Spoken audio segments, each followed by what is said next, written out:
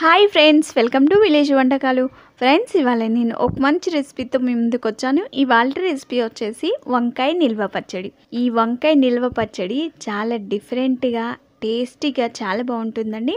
మామిడికాయ నిమ్మకాయ పచ్చళ్ళు ఎలాగ పెట్టుకుంటామో వంకాయలతో కూడా పచ్చడి ఇలా పెట్టుకోండి, చాలా బాగుంటుంది. ఈ పచ్చడి రెడీ చేసుకున్న తర్వాత ఎక్కడ కూడా వాటర్ తగలకుండా స్టోర్ చేసుకుంటే ఇది నెల 2 నెలల వరకు చాలా తాజాగా, ఫ్రెష్గా, టేస్టీగా చాలా బాగుంటుంది. మరి సింపుల్ అండ్ టేస్టీ ఈ వంకాయ నిల్వ పచ్చడిని ఎలా రెడీ చేసుకోవాలి, దాని ప్రాసెస్ ఏంటో చూద్దాము. ముందుగా ఈ పచ్చడి రెడీ చేసుకోవడానికి 1/2 kg వంకాయలను తీసుకున్నాను. బ్లాక్ కలర్ వంకాయలను తీసుకున్నాను. అన్నీ ఒకే సైజులో ఉండేలాగా 1/2 kg తీసుకున్నాను. వీటిని ఒక 2-3 సార్లు బాగా కడిగి ఇలా చూపించిన విధంగా ఒక్కొక్క దాన్ని తీసుకొని ఇలా కట్ చేసుకోవాలి. అంటే ఒక్కొక్క దానికి 4 ఘాట్లను పెట్టుకోవాలి. ఆ తర్వాత ఇంకొకటి కూడా కట్ చేసి చూపిస్తాను. ఒక వంకాయని తీసుకొని ఇలా 4 సైడ్లు కూడా ఘాట్లు పెట్టుకోవాలి. మనం మామూలుగా మసాలా వంకాయకి ఎలా ఘాట్లు పెట్టుకుంటామో ఆ విధంగానే కట్ చేసుకోవాలి. అలా కట్ చేసుకున్న వంకాయల్ని సాల్ట్ వాటర్లో వేసుకోవాలి. అలాగైతే వంకాయలు కలర్ చేంజ్ అవ్వకుండా ఉంటుంది, చాలా ఫ్రెష్గా ఉంటాయి.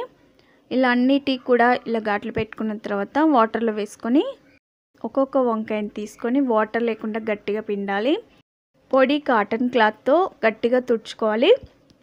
మనం వీటిని డీప్ ఫ్రై చేసుకుంటాం కాబట్టి ఎక్కడ కూడా వాటర్ లేకుండా గట్టిగా తుడుచుకోవాలి.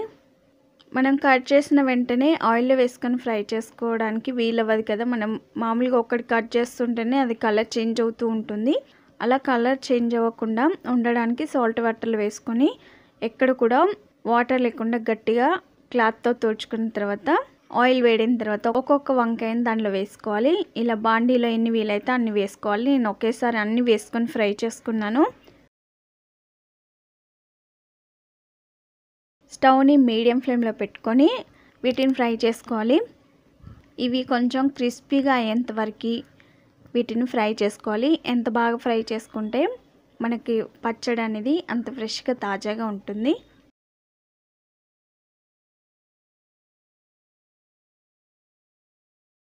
చూసారా, కొంచెం క్రిస్పీగా అయిపోయాయి కదా. ఇలా క్రిస్పీగా అయ్యేంతవరకు ఫ్రై చేసుకోవాలి.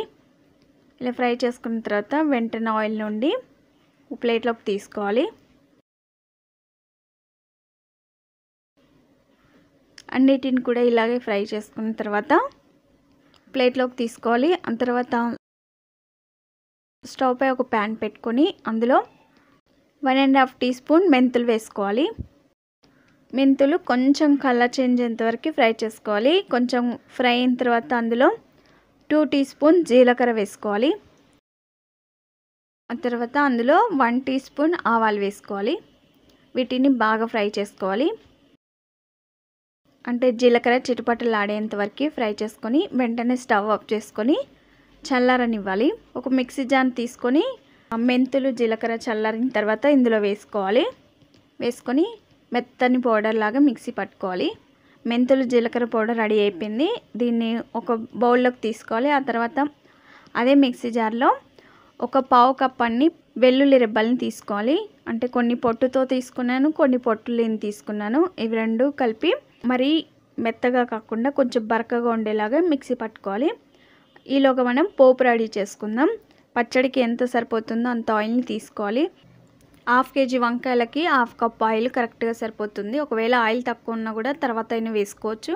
ఒక 5-6 ఎండుమిర్చి వేసుకొని ఫ్రై చేసుకోవాలి. అవి కొంచెం ఫ్రై అయిన తర్వాత ఒక గుప్పెడు వెల్లుల్లి రెబ్బలను వేసుకొని ఫ్రై చేసుకోవాలి.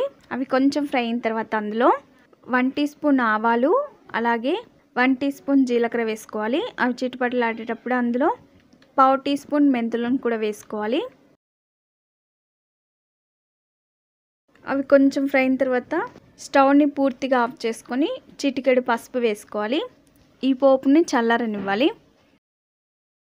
వెల్లుల్లి రెబ్బల్ని ఎక్కువగా ఫ్రై చేసుకోకూడదు. ఇలా మీడియంగా ఫ్రై చేసుకొని వెంటనే స్టవ్ ఆఫ్ చేసుకోవాలి. స్టవ్ ఆఫ్ చేసిన తర్వాత మనం మిక్సీ పట్టుకున్న వెల్లుల్లి పేస్ట్ ఉంటుంది కదా, దాన్ని కూడా 1 టీ స్పూన్ వేసుకొని దీనిలో ఫ్రై చేసుకోవాలి.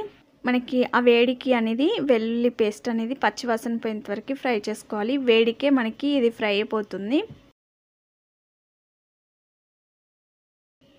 పోపు చల్లారనివ్వాలి. పోపు చల్లారిన తర్వాత బాండిని తీసుకొని అందులో మనం ఫ్రై చేసుకున్న వంకాయ ముక్కల్ని వేసుకోవాలి.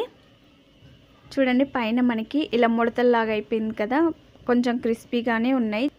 బౌల్లోకి తీసుకొని అందులో 1/2 కప్పు కారం తీసుకోవాలి.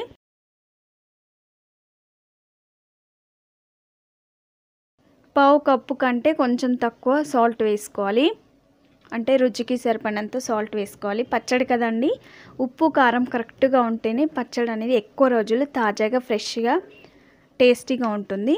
ఆ తర్వాత మనం మిక్సీ పట్టుకున్న మెంతులు, జీలకర్ర అలాగే ఆవాల పౌడర్ ఉంది కదా, దాన్ని ఒక 2 టీ స్పూన్ వేసుకోవాలి. ఆ తర్వాత 1 టీ స్పూన్ పోపులో వేసి కలుపుకున్నాను. 1 టీ స్పూన్ ఇలా పచ్చిది డైరెక్ట్గా వేసుకోవాలి. ఆ తర్వాత ఒక నిమ్మకాయని తీసుకొని దాని జ్యూస్నంతా ఒక బౌల్లోకి తీసుకొని గింజలు లేకుండా దీనిలో వేసుకోవాలి. నిమ్మకాయ వేసుకోవడం ద్వారా పుల్ల పుల్లగా చాలా బాగుంటుందండి. తర్వాత మనకి పోపు చల్లారిపోయింది. పూర్తిగా చల్లారిన తర్వాత దానిలో ఈ పోపును మొత్తం వేసుకోవాలి. వేసుకొని గరిటెతో కలుపుకుంటే మనకి ముక్కలు విరిగిపోయే ఛాన్స్ ఉంది కాబట్టి చేయితోటి మెల్లగా కలుపుకోవాలి. నేను తీసుకున్న క్వాంటిటీస్ అన్నీ కరెక్ట్గా సరిపోయండి. ఉప్పు, కారము, అలాగే మెంతు జీలకర్ర పౌడర్, అలాగే వెల్లుల్లి పేస్ట్ ఇవన్నీ కరెక్ట్గా సరిపోయాయి.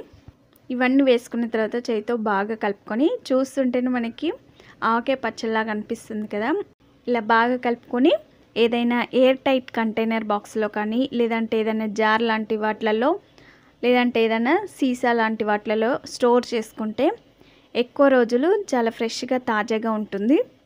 దీన్ని ఫ్రిడ్జ్లో అయినా స్టోర్ చేసుకోవచ్చు, లేదంటే మామూలుగా బయట అయినా పెట్టుకోవచ్చు. చాలా బాగుంటుంది. ఎంత కలర్ఫుల్గా ఎంత బాగా వచ్చిందో పచ్చడి. నేను తీసుకున్న క్వాంటిటీస్ అన్నీ కరెక్ట్గా సరిపోయాయి. మీకు ఒకవేళ ఆయిల్ తక్కువ అనిపిస్తే ఇంకొంచెం ఆయిల్ పచ్చిదైనా డైరెక్ట్గా వేసుకొని కలుపుకోవచ్చు. ఉప్పు, కారం ఇవన్నీ సరి చూసుకొని సరిపోకపోతే యాడ్ చేసుకోవచ్చు. చూస్తుంటేనే నోరూరుతుంది కదా. ఇది వేడి వేడి అన్నంలో దీన్ని వేసుకొని నెయ్యి వేసుకొని తింటుంటే ఆ మజానే వేరండి. చాలా సూపర్గా ఉంటుంది.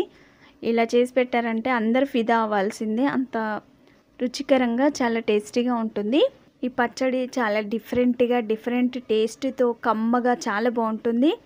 ఇలా చేసి పెట్టారనుకోండి, ఒక్క వంకాయ ముక్కను కూడా వదల్చకుండా తినేస్తారు. చాలా టేస్టీగా ఉంటుంది, చాలా బాగుంటుంది. ఈసారి వంకాయలతో ఇలా డిఫరెంట్గా ట్రై చేయండి. మీ ఇంట్లో వాళ్ళందరూ మిమ్మల్ని మెచ్చుకోక మానరు, అంత సూపర్గా ఉంటుంది. మరి మీరు తప్పక ట్రై చేస్తారు కదా. మరిన్ని వెరైటీ రెసిపీస్ కోసం మా ఛానల్ని సబ్స్క్రైబ్ చేసుకోండి. మీకు ఈ వీడియో నచ్చినట్లయితే లైక్ చేయండి, షేర్ చేయండి, మీ ఫ్రెండ్స్కి కానీ రిలేటివ్స్ కానీ షేర్ చేయండి. మీరు ట్రై చేసి మీకు ఎలా వచ్చిందో మీ ఫీడ్బ్యాక్ని కామెంట్ చేయండి. Thank you for the watching. Bye bye.